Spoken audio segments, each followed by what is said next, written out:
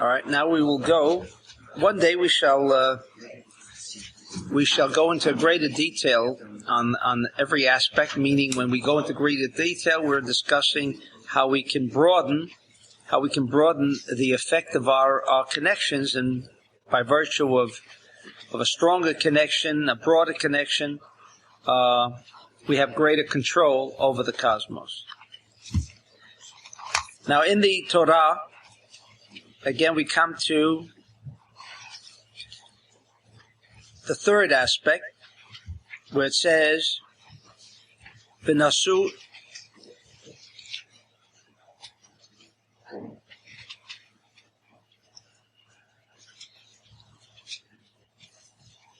We have, the Zohar discusses that as the third flag, and the third flag is the flag of Bnei Dan. You can notice that in verse 25. V'nasa degel machne Bnei Dan. Okay? And in Bnei Dan you had the 2 months, Asher and Naphtali. Asher and Naphtali. The Zohar explains what is Degel Ashlishi. This is Pnei Shor. Of the 4 holy beasts, the energy that is connected with Dan, and Dan incidentally is in the north, which is left. And from the 4 angels, the angel which will be connected with the north, or with these 3 tribes, or with these 3 influences, is Gabriel, who is also from the left. And where does the encampment belong? V'noseh b'tzat safon ala mishkan, which is also left.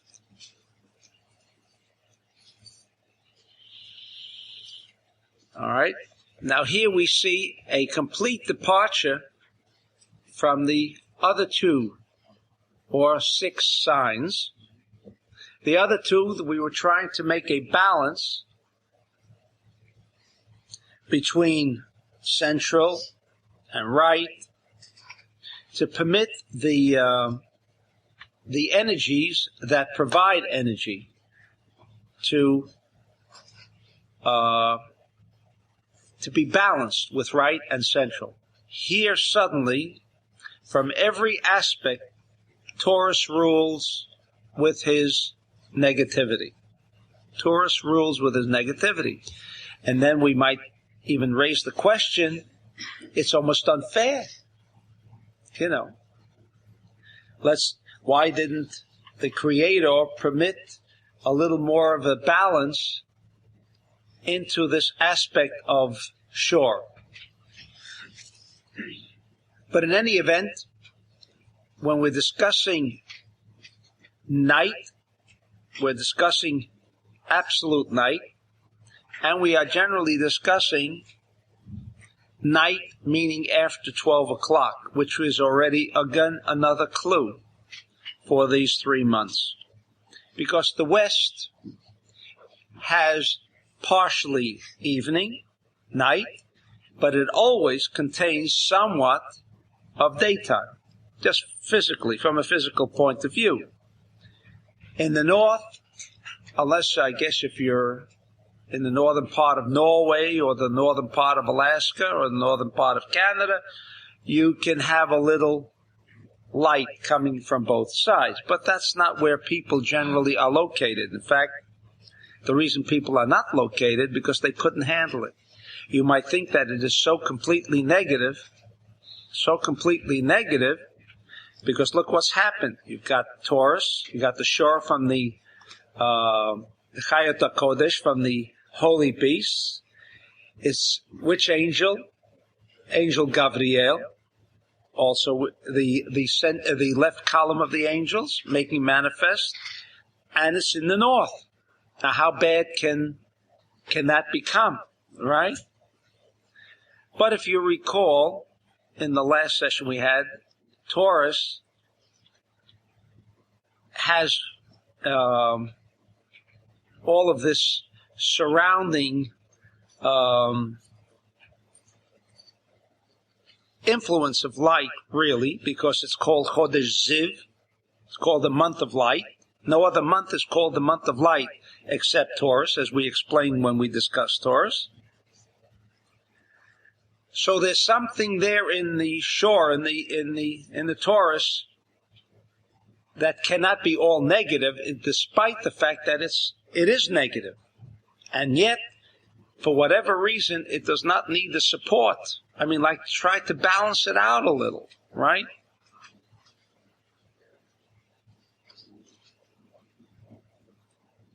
And if the Zohar says that why, again, as we discussed last time, when was the Mishkan established? When was it established? And if we look at verse 11 in chapter 10, it says, "And it came to pass in the second year, in the second month." Why the second month? And we had already gone through this in the previous section where this same idea is mentioned. Because where there is the most intense negativity is when the tzaddik or the Kabbalist would rise to study. When does he rise to study? After 12 o'clock. 12 o'clock at night, you could say in almost all parts of the world, you don't have any more sunlight. In almost all parts of the world, except in the summertime, really up north. But for most of humankind, 12 o'clock represents complete darkness. And we have learned, too, that because there is complete darkness means there is the epitome of negativity. And where there is the opportunity for complete negativity, as we said, like the state of Israel was established in the month of Taurus, it wasn't by chance, it was only to provide the Jew who has a job to do with that opportunity of drawing down more energy, if he knows how to take advantage of it. So the reason why the tzaddik and the Kabbalist would rise at 12 o'clock or after 12 o'clock is because where you have the highest intensity of negative energy, meaning what? Drawing the most intense negative energy, that's exactly where you can reap the greatest benefit. And therefore, when they rose in the middle of the night, when did they rise? Not before 12 o'clock, but at 12 o'clock. Because in almost every part of the universe, 12 o'clock would represent the highest point of negative energy. And where you have the greatest amount of drawing power, that's where you have the greatest opportunity to balance out. That's what the tzaddik wanted. Therefore, when we ask why is there such a concentration of negative energy, it is because most people are sleeping at that hour. Most people are sleeping at that hour. And for those who are not worthy, or those who feel kind of tired to get up in the middle of the night, and most people do really feel tired, while you would say, why does everyone feel tired at night and not during the day? Is it because he worked hard during the day and that's why he feels tired at night? That is not the answer. Now, of course, there are people with insomnia, right? But insomnia is not the preferred idea of not being able to sleep.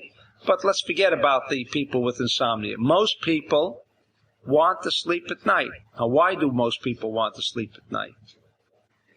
Because it says that that time is reserved for the tzaddikim. Why is it reserved for the tzaddikim? Because there is such an intensity of negative energy, the possibility and the opportunity is therefore the greatest at any time during the day by which energy can be drawn down. And they do it with whatever the prayers and whatever the kavanot are required. And therefore, don't be surprised that suddenly we find here, where there is total darkness, there's a complete concentration of only darkness, both from the point of view that Dan is in the north, and the angel is Gabriel, and the holy beast represented by the shore, by the Taurus. All right. So this would be the concentrations of the evening. There is more to it, but getting back to the question of why, which seems to contradict what we had been saying, is why should weddings be performed under the stars, meaning nightfall? Now I think you have your answer, right? Does that mean you should begin a business, let's say at 12 o'clock, after 12 o'clock midnight? I might almost recommend it, if you know how to do it. But in any event, why did the Kabbalists recommend marriages under the stars? Now you understand, because then there is so much complete negative energy, meaning the opportunity. Now, if you want to know why, unfortunately, so many marriages wind up in divorces, is because that is a problem. Maybe for those who aren't too sure of whether they're doing the right thing or not, maybe you should get married in the morning or in the afternoon, but not at night, right? Because when you get married at night, know that the opportunity of drawing down the most negative energy of the day is present during nighttime. Now, if you don't know how to handle that energy, and that's what the brachot are all about, the Sheva brachot and so on, to take advantage of this kind of negative energy that becomes manifest only at night. So what do we want? Negative energy? When you have the greatest amount of negative energy, you then have the greatest potential. The greatest potential for drawing down, if you do it right, if you make a circuit of energy. Where would you have the greatest amount of energy? If it's a 5-watt bulb or a 2 billion watt bulb? Obviously, where there is a greater negative pole. He thinks in the term of negative is bad, not as a drawing. No. Negative is is the greatest opportunity. That's why I said opportunity. However, it can wind up to be the greatest disaster. If that same negative energy is short-circuited, then you know if you have a 2 billion watt circuit in a building and there's a short, that would create a complete fire in a building where a 5-watt bulb burned. Nothing really would happen. What about the morning time? It's positive energy. Now, maybe it's not drawing as much energy, but it's positive. But that's why they suggested if someone married during the daytime, there's nothing wrong with it. Not day. Day, it could be afternoon, which is better. That's well. Morning would be positive. That's right. However, the fact that you can get married in the morning, but you're settling for less. That's why I said there's a possibility that maybe business deals or other things should be consummated at night. But there you're running the risk. In the morning you run no risk, right? Because it's heavily laden with positive energy, so you don't run the risk. Whereas at night there's a problem. There could be a problem. When is the best time to get married? At night. At night when? After midnight? After midnight would be the most preferable, but at night. At night. When it's dark. When it's dark. That's right. May I ask you something? I'm first time here, I know, but what do you mean by positive energy, by negative energy, and by opportunity? Opportunity to what? Opportunity to make a circuit of energy in the most highest intensified field. If you had a 2 billion watt bulb, and if you didn't have a filament, what would happen? It would blow. Is that correct? But if you can manage to create a circuit, you would have more. It doesn't explain to me anything. It's too abstract. What do you mean by positive energy or negative energy? Positive energy means the sharing concept. That's positive energy. Sharing concept. The sharing concept is called positive energy. Negative energy means drawing to oneself. When you draw energy to oneself, that is not a circuit of energy. That's why I brought out the point of where does ultimately the light in the bulb come by which pole? Forgetting about why it is so, but how does electricity become manifested in the bulb? By which pole? Anyway, By the positive pole. not answer, to bring it more close to our daily life, to our purpose in life. Okay. That's what As a human being. That's correct. Meaning one must be sharing. Meaning one must have negativity, and the greatest negativity must involve what? Do people understand what you mean by sharing? I say most of the people here do understand what I mean. But if you don't understand, what is it that you don't understand? The meaning of positive. Sharing? Is that such a difficult concept? Maybe. What's that? He didn't understand the positive meaning and the negative meaning. Positive means sharing, negative means receiving. I mean, it's as simple as all that. I don't know what's so difficult, really.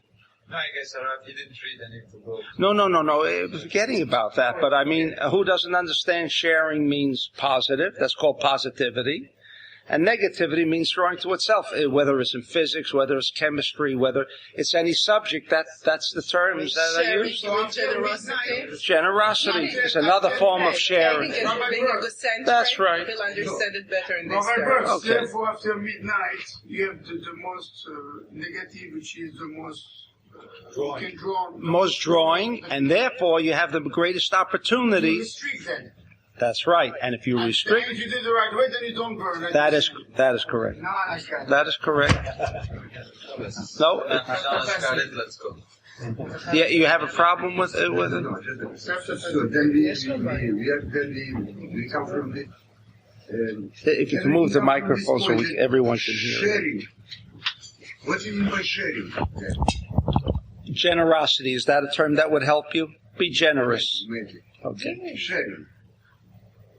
So Giving, tzedakah, charity. Okay.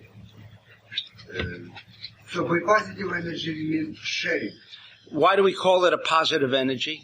Why do we call it a positive energy? For two reasons. Number one, why are you sharing? What does sharing mean? It extends out. Yeah. It extends out.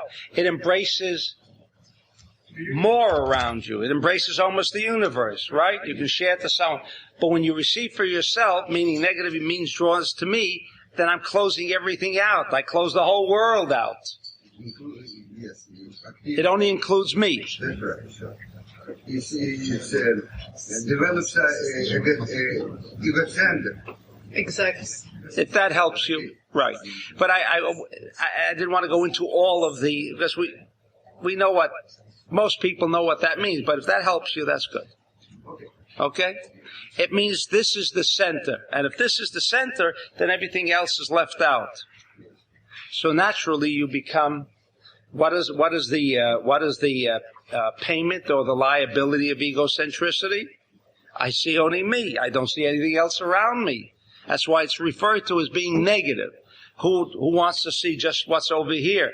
Someone could want to rob me. And if I'm only seeing me, I can't see who wants to rob me. And a million other circumstances that I can cause because all I see is that which is centered within me. All right?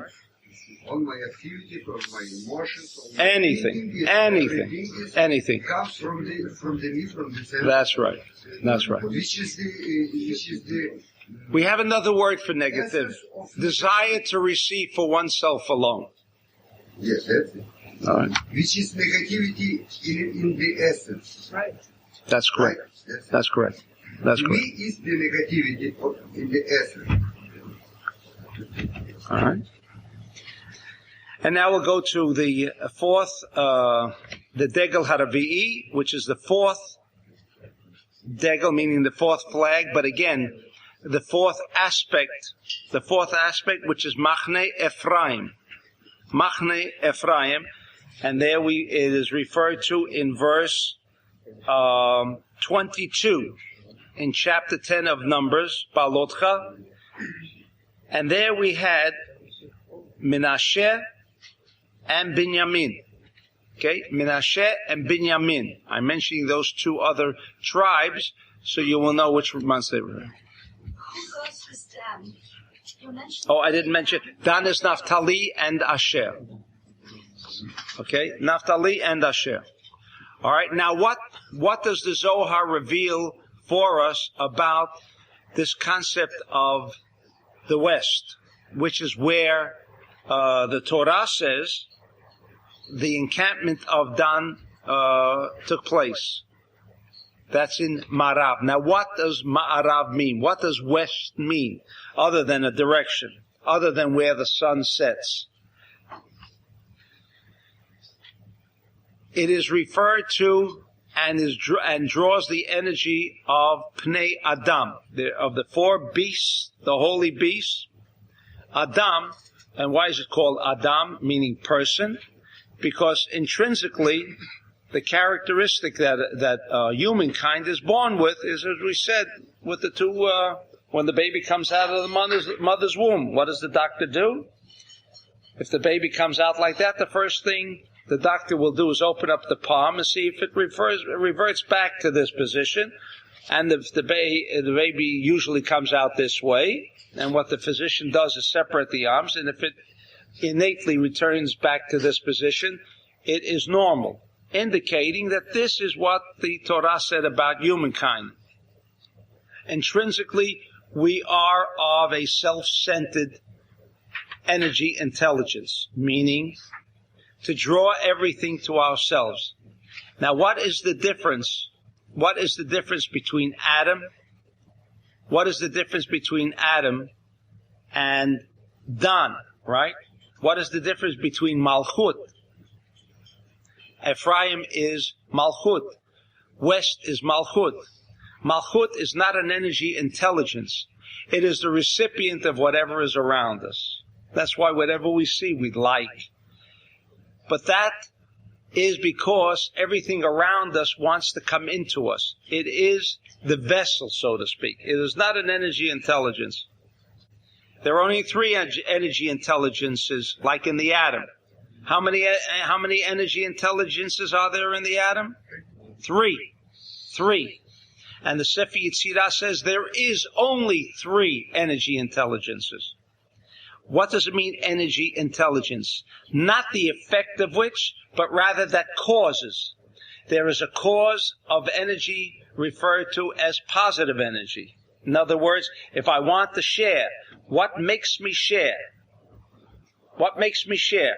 The influx or the infusion of positive energy, right column. Love to you. What causes me to want to receive? What causes me to want to receive? That I want negative energy. Left column. Restriction, central column. The filament. What permits me to have a thought that if Kabbalah teaches me that the primary purpose of the existence of the Jew is to restrict, what is that energy? What is it called? It's called central column, or restriction. Now, what is Adam? What is man? Man can make use of all of these energies. He, by and within himself, is only the recipient of these 3 energies. In other words, if he makes use of these 3, that's what he'll get. If he makes use of 1, that's what he gets. He is the recipient. Negative energy is the vehicle by which we make our movements. The effect is not a cause. Adam means effect. Adam means effect. In other words, if I share, I'll get something. I'll be the effect of that action. If I restrict, whatever restriction means, I will be the effect of that action.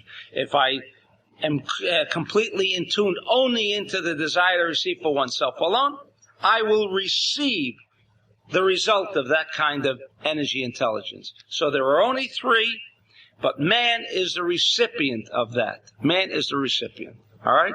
Excuse me, and how is this negative energy manifest itself in a human being as a state, as an emotion? He is the recipient of all influences in the world. Let's say if he did nothing. Right? Did nothing. When I want to receive something, I feel I'm state of being envious. No, why don't you just say a person has to make a living to support his rent. Okay? Let's take a simple example. I'm afraid not to have a shelter. No, that's right. No, for me to do something about it. I'll explain. I have a desire for shelter. Now, what makes me go out and work? Because I have a desire for shelter. The result is shelter. Shelter is not an energy intelligence. It is the result of an action. Before the result is there is one of the three. That's correct. That is correct. Refuse to be left without a shelter. Right. Right. Okay. Therefore, man is the recipient. Adam is the recipient of whatever action is taking place, whatever energy intelligence is performing in whichever which way, the result of which is referred to as Adam. Alright? Umidalat HaMelachim, it's Raphael. It is Raphael, and it is in Ma'arav. Shekol Elu Heim Bechinat HaMalchut. What is the term for Ma'arav? Malchut. There are four basic Sfirot. There is Chesed, Gevurah, Tiferet, and Malchut. Ma'arav, the western side of the universe, meaning what? The western influence refers to Malchut. It is the recipient of everything. V'imo Refuah. And there we have the angel of Raphael. Now we'll get, why is the West associated with Refuah, or the angel Raphael? Again, there are four angels. We have Michael, Gabriel, Uriel, and Raphael. Raphael, the one connected with Refuah, deals with those three influences referred to as Ephraim, Menashe, and Binyamin. All right. Ki besad Adam, nichlal din ha'elyon bo. For a moment, if you recall, the last lecture, we said which is the month of Refuah. Do you recall? What? Iyar. Right? Which one is Iyar is Taurus. That is... May. What's that? It's May. Yes. Or the end of April. That's right. Or Chodesh Iyar. Or Chodesh Iyar. Because so far as Adam is concerned, he's Nichlal Din Elyon Bo. It is negative. What do you mean it's negative? Effect is also negative. Effect is also a form of negativity. Is that correct? What is effect? Receiving. It is not an energy intelligence. This is very subtle. What is the difference between Gvura and Malchut? What is the difference? Gvura is a pure energy intelligence of desire. That doesn't make Gvura bad, does it? Because we must have a left column pole in an atom. We must have a left column pole in a bulb. You must have that because that is part of any circuitry. To desire the result of this circuitry is called Malchut. The desire for the result of energy. In other words, there is no desire for... Some people would rather just be a sharing kind of people. They never want to receive anything in return. That means they could be involved merely in sharing, the result of which will be satisfaction. Satisfaction. Not like negativity, I've got to perform a certain action, that action will then provide something which will permit that which I seek to become a reality. ומתרפא זה אוחז בכנף של השור כשרוצה להביא אותם לתחום הגדול. What is the root?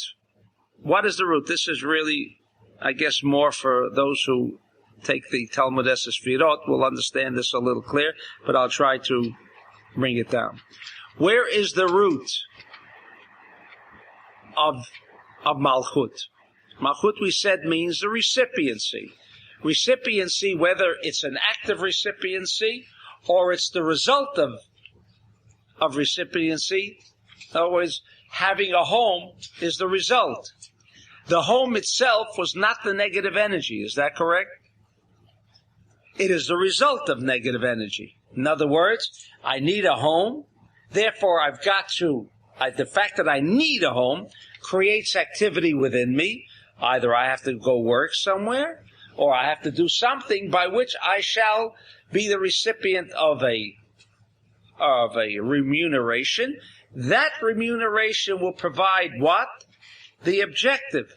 But it is not the energy itself. The energy, the thing that stirs me, the thing that makes me want to achieve that which I want.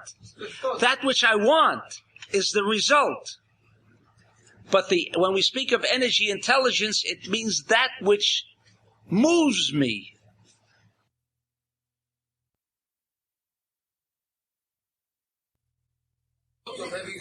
That's right. The desire that I want, the recipiency of that desire is the house. But obviously one is bound up with the other. So Malchut, in a certain sense, is also bound up with what? With negativity. All right? Now, it does not mean that every negative activity will always result in that which is desired. Is that correct? Is there a guarantee that because I want, and I'm going to work, and I'll open up a business, and it'll provide all those things that I want? Is that true? No, not necessarily.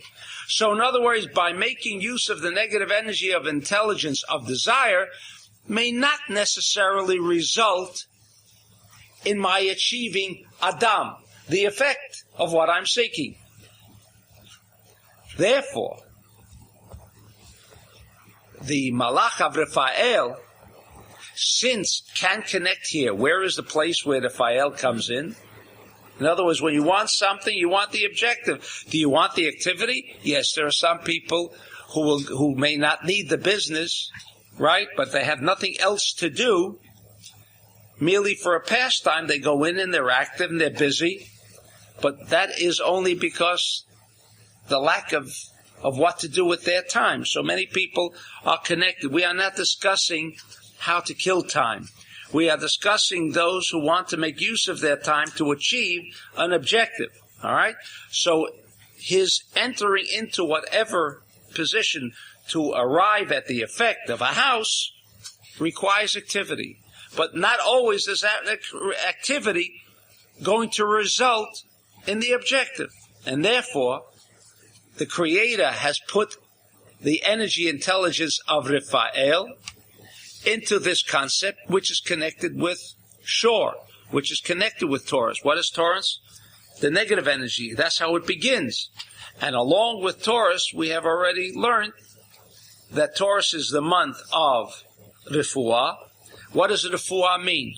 Straightening out things. What does Refuah mean? A cure. What does it mean? Putting back where things were before something happened.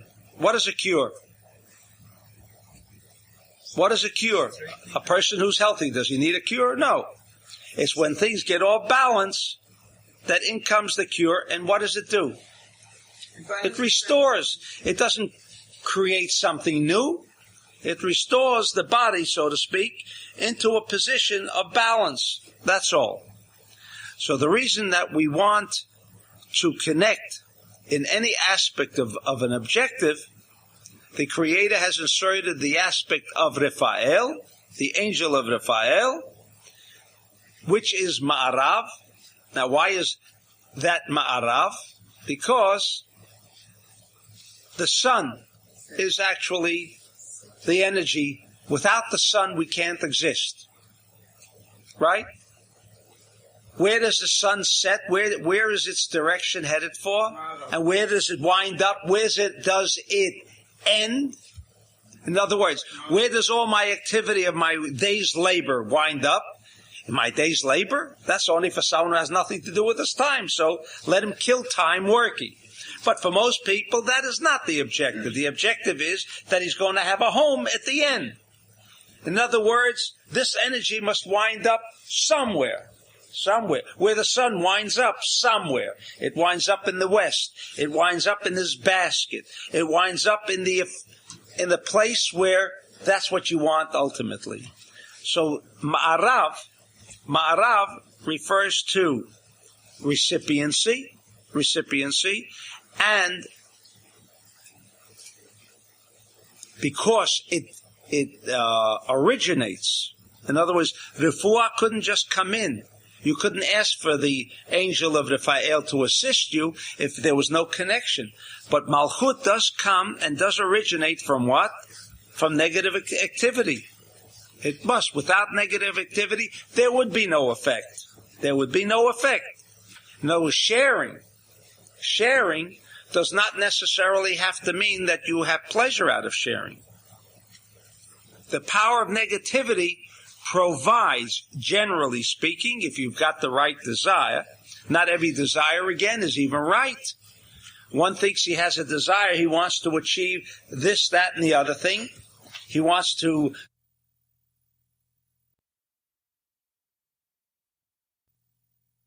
Raphael, to balance, stabilize things, that even though in my own mind I could be completely wrong in what I think I will receive, but because I'm putting in effort, hopefully the effort that I have injected, infused, will produce the desired result that I really need. So that's where Raphael works. When you go into something, you go with certainty. If you go already from the start with uncertainty, then you don't go into it. So you go already. So you've got to go in, as they say, be positive. Right, with certainty, that's right. Absolutely. So. Al smach ma. Al smach your knowledge. On what? On what? On knowledge, and that means on that knowledge it should be guaranteed. Then since we have this knowledge, right. But the knowledge is 5%. How much knowledge do we have? 5%, generally speaking. Right. You think that's enough to depend on 5% of knowledge to know that it's going to be successful? So therefore, you don't go. We say that. So don't do anything. So don't do anything. No. The answer is not like that. We're studying here. Yeah, it's something that now. How I can make use of even where the 5% of that which is above thee and beyond the 5%, which I don't have my hands on, that I don't even know what condition might arise tomorrow, but I wanted to stabilize it as I go along. So now we're going to, even with uncertainty, we should go after them. That's right. At least the 5% should be there. There should be some desire, but nobody has guarantees. He's trying to provide us with tools that will be... Because in our classes that we learned a month ago about uncertainty, I left you. Yeah, now you're completing. That's right. That's right. Okay, that's right. All right. Okay, and that will take care of these four aspects and the 12 tribes. Now there are several other aspects that I wanted to discuss on this particular weekly portion, and that is immediately following the encampments. We then have another section which deals as follows. And Moshe said to his father-in-law, Chovav, Chotem Moshe, because he had, beside being Yitro, he had another name, Chovav. He pleads with him. He says, we are journeying. We are now journeying. Now you know what that word nosim means, if you can remember it, because if you don't remember or you don't know the interpretation of the Zohar, it's going to sound pretty ridiculous. Because here he says, since we are journeying into a place of which the Lord says, I will give it to you, meaning Israel. Come thou with us, and we will do thee good, for the Lord has spoken good concerning Israel. Therefore come with us. If you come with us, it'll be good for you.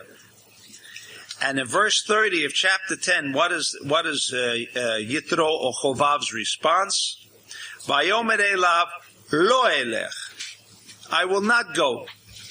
Ki im el arsi ve'el moladati elech. I will depart to my own land.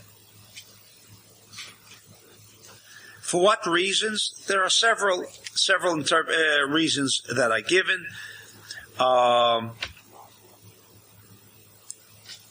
Because he was going back, he was going to try to correct. He came from Midian. He was going to try to make Gerim. There's one commentary.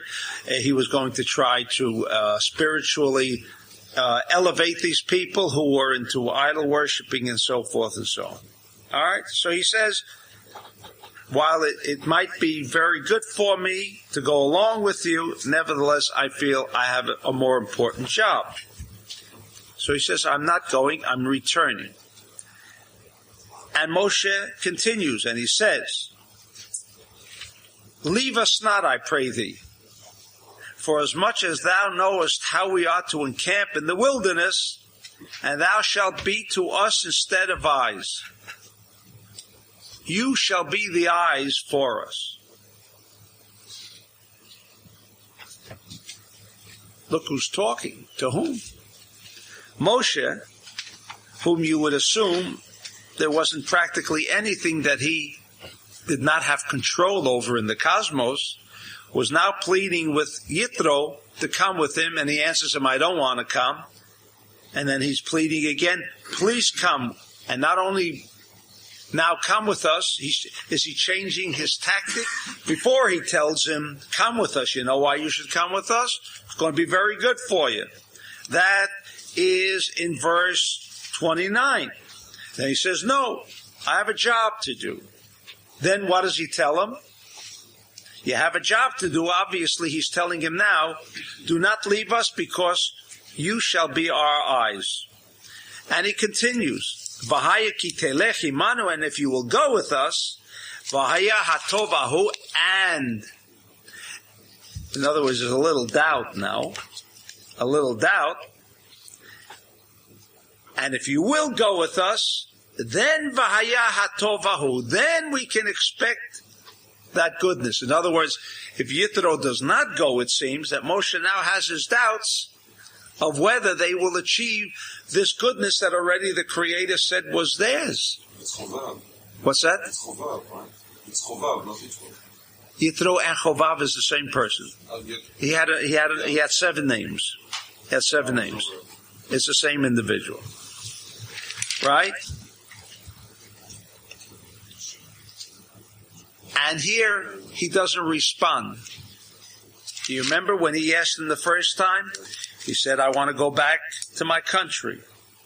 Then he says here, Moshe again pleads with him. He says, not only will it be good for you, but it'll be good for us. And in fact, maybe if you don't come with us, it may not even be good. So was he doubting God's... And that is the question. God already told him. He didn't tell him only with Yitro or only with Chovav will it be good. No. That was Moshe's first request. Come with us because it's going to be good for you. As God promised, it will be good for us.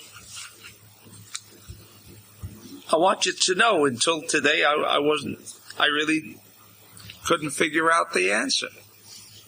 The question is raised, but what kind of a discourse is this? And furthermore, he's answering him, I will not go, but I must return to my place of birth. Where is Moshe? Where is Moshe? Isn't he? Is he a prophet? As we shall shortly discover, he was the prophet that The Lord said there is, and there never will be a greater prophet as Moshe. And did Moshe see everything, or didn't he see everything? He did see everything. We must say. Then, if he saw everything, that's right. He saw from beginning to end. That's right. How come he's even now questioning of whether he? Maybe it was a speech of sales to sell to Yitro that we need you to come, to try to convince him in a way. So if you come, we're going to be good. Is it possible? What's that? But how come now we're taking the Bible as it's written? Well, I'm raising questions. So obviously there must be more to what the story is indicating. There has to be, right? But what no, that's good. But what we understand now is there must be something deeper than what meets the eye. All right. The Zohar elsewhere explains that Yitro was one of the three that stemmed from Cain. We know that Moshe was an incarnation of Abel, from the good of Hevel, and that Moshe, in his connection with, in fact, before that, in the same.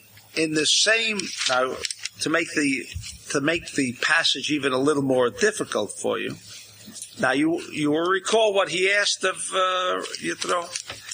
Now, in this very same portion, which seems to be unconnected because things happen in between where they begin again with the old saying, give us meat, give us fish, and, they're back to their old habits again, the Jews. Nothing new. Yeah, nothing new, right? The Jew never changes. And it says in chapter 12, and Miriam and Aaron spoke against Moses because of the Cushite woman whom he had married. For he had married a Cushite woman. Cushite, right? Well, one comment is a woman of the Ethiopian origin. Okay, Moshe. However, the Zohar and also one commentary in Rashi says, just to ease the blow a little. I mean, that Kushit means beautiful. That's what they said. Like it's beautiful. All right. No laughter. How do you translate Kushit? All right. It's a code. It's a code. That's what the Zohar says. Okay. And why she called Zipporah? What's that? Why she called Zipporah? That was her name, but she was very beautiful. She was very beautiful, and therefore they were discussing Ki Isha Kushit Lakach. And then what happens? And then in between, it says the next verse, and they said, had the Lord indeed spoken only with Moses? Had he not spoken also with us? And the Lord heard it. Now the man Moses was Ish Moshe Anav Ma'od Mikol Ha'adam Asher Al Pnei Adama. His name is Moshe. Okay? The Ish Moshe Anav Ma'od. Anab means very humble. And there was no greater humility by any living individual as was with Moses. Now, what is the connection between the fact that they began to talk about Lashon Hara, about Moshe, that he married a Cushit, and what did they want? So he married a Cushit. Right? So what? If that's what Moshe wanted, that's what he did. And didn't they know that Moshe was pretty much connected? So the verse wants to tell you that don't think he wasn't so connected. In fact, he was. And as the verse continues on, in 7, it says, my servant Moses, this is the Lord talking. My servant Moses, and verse 6, he says, hear now my words. If there is a prophet among you, I, the Lord, do make myself known unto him in a vision, only through a vision. I do speak with him in a dream. My servant Moses is not so. He is trusted in all my house. With him I speak mouth to mouth, and not in dark speeches, and not in dreams and so on. What does all this? Is the Lord trying to impress Miriam and Aaron about the greatness of their brother? What is all this about? It's reinforcing. What's that? It's reinforcing what he is, the greatness of Moses. Right. We all should also not forget that this happens to be their brother. They're not speaking about a stranger. It was Moshe and it was Miriam and Aaron. And furthermore, what happens, as usual, in verse 10, it says, verse 10, and when the cloud was removed from over the tent, behold, Miriam was leprous, as white as snow. And Aaron looked upon Miriam, and behold, she was leprous. Listen to the verse. If anyone can't be convinced about the cosmic code of the Bible, but thinks to take everything literally, look what it tells us. First of all, it tells us, forgetting that, and not by surprise, if you read the Zohar in this week's portion, it is the place where the Zohar says very clearly that if anyone believes that the narrations and stories of the Torah are nothing more but narrations, he is a fool. Because there are complete secrets. This is where he states that the Torah is only a cosmic code. It is only a total code of which we must make use of the Kabbalah. Where? In this week's portion also. He couldn't pick out another portion to say that. There are other stories. Why does the Zohar feel the importance of stressing that aspect that this is completely unrevealed? In other words, a literal translation of the Torah means absolutely nothing for one who just simply translates it. Now, what does it say here? Who got the punishment? Who received the brunt of the wrath of the Lord of Lashon Hara? Miriam. What about Aaron? It says Vatadaber Miriam ve'Aaron b'Moshe, that they both spoke. Why pick out on the woman again? Like what did Adam say when he ate from the apple? Who's to blame? Always the woman, right? Always the woman. They're always, maybe they are really always at fault, right? Could be. And here we see. Now look what it says in verse 11. Look what it says. Verse 10. And when the cloud was removed, Miriam was leprous, as white as snow. That means everybody saw it. And then the Torah has to tell us, and Aaron looked at her like everybody else saw it, right? Not Aaron. And then like he suddenly turned around and he noticed it, like he didn't notice it before. And Aaron said unto Moses, I pray thee sin upon us, for that we have done foolishly. Okay? And here he pleads for her, and we have this famous verse of Refuah. The famous verse of Refuah, which incidentally is a tool for those who are ill, seriously ill. In chapter 12, verse 13, and Moses cried unto the Lord, saying, but I don't want to even read the English because the English will not give you the power of the healing process, where it says, El na refa na la. Okay? Why was it only Miriam that got lepers? What's that? Well, we have more than one question, right? We have several questions.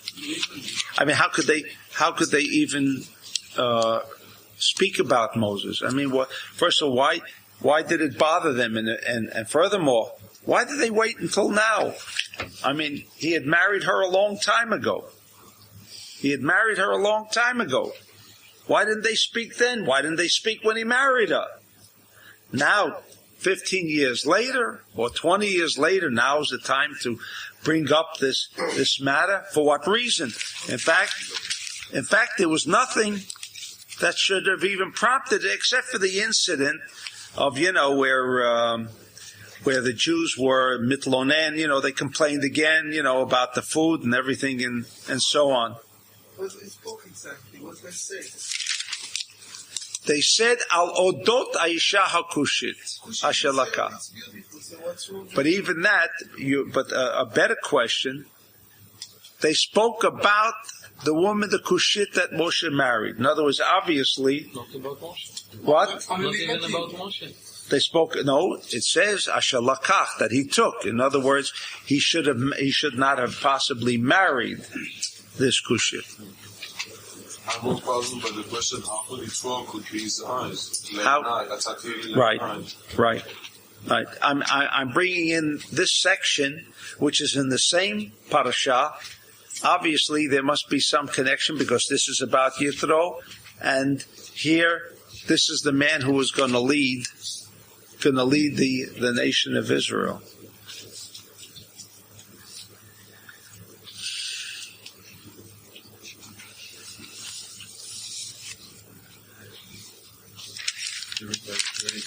Everybody, I'm waiting too. I'm waiting for them to tell me what the answer is.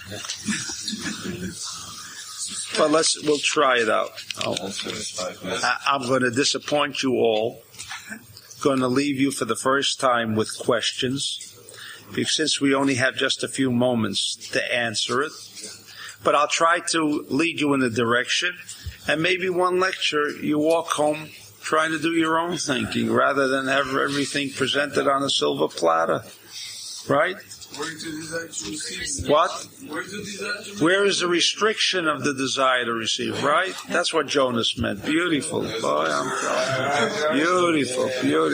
Is that what you meant? Oh, you didn't? Oh, I'm sorry. You see how I did. I put the right words in your mouth? I didn't mean that. All right. In this, again, I'll load you up with some more questions. But actually, they're all related. It's all within this one parsha, heavily laden. In this parsha, it discusses on chapter 11 that for David it's murder. For David, for a Gemini like him, it's murder. I mean, did I leave him hanging like that? But he says he likes restriction. Isn't Gemini restriction of restriction? It's the air of air, right? Libra is not restriction, right? What? Libra does No. It's air. It's a restriction sign, but it's a right column sign. Yeah, nice sign. They can drive you nuts, but it's a nice sign. Absolutely. All right. Now, in chapter 11, verse 26, all of a sudden, it says, and there remained two men in the camp. The name of one was Eldad, and the name of the other was Medad. And the Spirit rested upon them. Were of them that were recorded, but had not gone out unto the tent, and they prophesied in the camp. They prophesied. They were prophets. The Torah says they were prophets. And suddenly, And they began to prophesy, and there was nothing wrong with prophesying.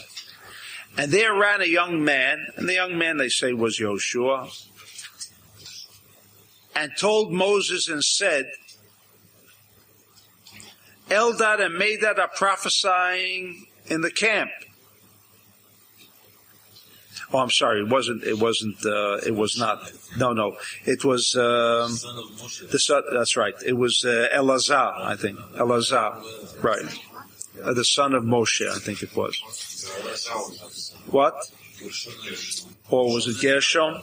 Was it Gershom? Okay. I don't remember. I don't remember offhand. But in any event,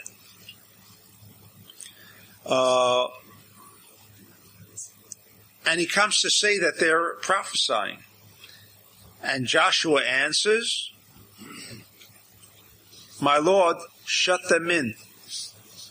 Meaning more than that. Adoni Moshe, Klaim, get rid of them. What was wrong? What did they say that was so terrible?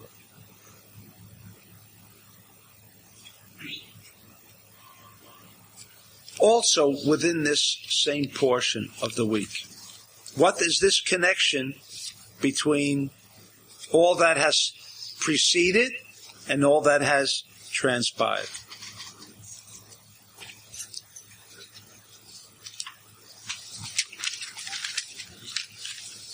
Now, in this portion, we were talking about drawing energies. This seemed to be, we spent most of the time, in fact, when you take out the Torah, also in this portion of the Torah, in Beha'alotcha, in chapter 10, you have Vayhi ben Soah Ha'aron, Vayom and Moshe, the prayer that is recited when we take out the Torah, and also Uvnuchi Yoma Shuva Hashem Revavot Alfei Yisrael, also the return of the Torah. What does it mean, ben Soah Ha'aron? You know that the code meaning for that word naso means drawing energy. That's it in a nutshell. And this whole parasha is wound up and bound up with only one idea: drawing energy. I'll give you we'll go into the first question, and the rest we may cover in 2 weeks, hence in Yisra Hashem, or you'll figure it out yourself. What's that? Moshe, we once said this before. We know that, in fact, in this week's portion, also it's referred to about Sisra. We know that Rabbi Akiva came from Bnei Gerim. Bnei Gerim. And we once asked the question, and we know that Rabbi Akiva was a soul on a far higher level than Moshe. And we asked, why did Rabbi Akiva have to come down that way? Right? Why couldn't he come straight down, his soul being incarnated from Jewish great-great-great-great-grandparents? Why did it have to go that way? And the answer is, and because of that he didn't write the Zohar, but why was he